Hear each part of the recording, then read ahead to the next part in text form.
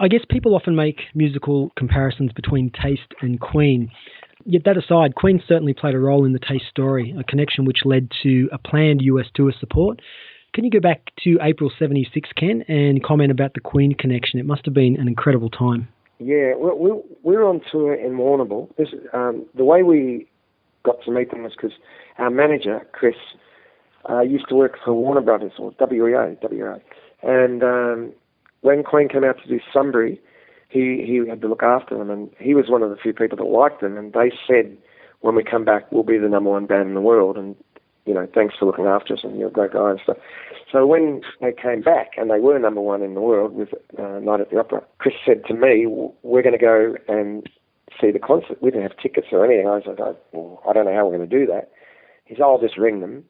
So we got into our Ford 350 truck, because that's the only transport we had, so we drove all the way back to Melbourne on a hope that, he could even get through them on the phone. So he rang them and at the Southern Cross they were, and I heard them screaming, happiness that Chris had gotten in touch with them. And they said, of course you're coming to the concert. And so Chris said, yeah, of course, so we'll go. So we got there and we had front row seats. And then when the concert was over, he said, now we'll go and meet them.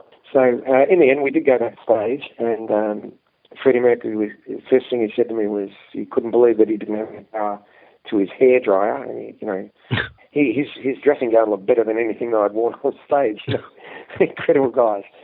Brian May offered me a can of beer and opened up the biggest road case I've ever seen full of beer.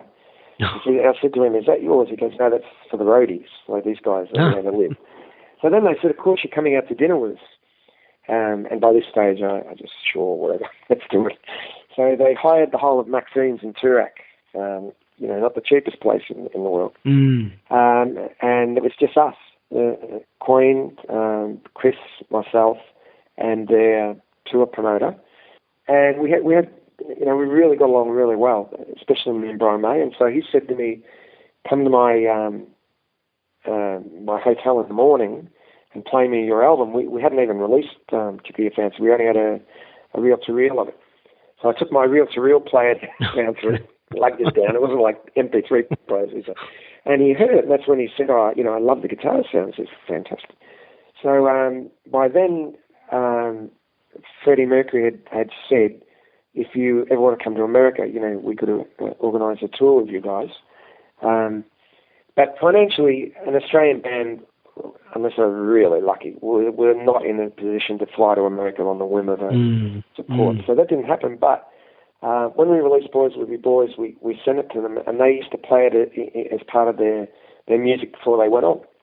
So they were very supportive. And then they mentioned this, Seymour Stein from Sire Records, that he should get in touch with us when he came to Australia. So he did. He came to a gig, which I'm guessing, but I think it was something like the Manhattan or the Matthew Flinders.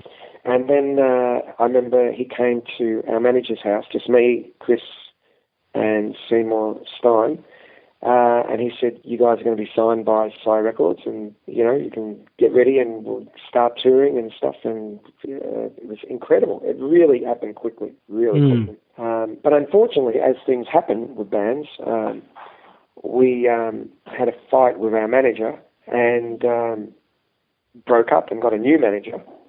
And the old adage that recording companies sign managers is true. So because they were had dealings with Chris, they did not want to risk it with another manager, especially the year that we got.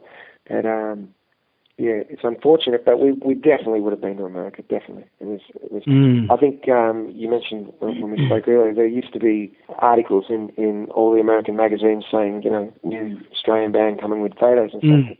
I think we'd even broken up by them.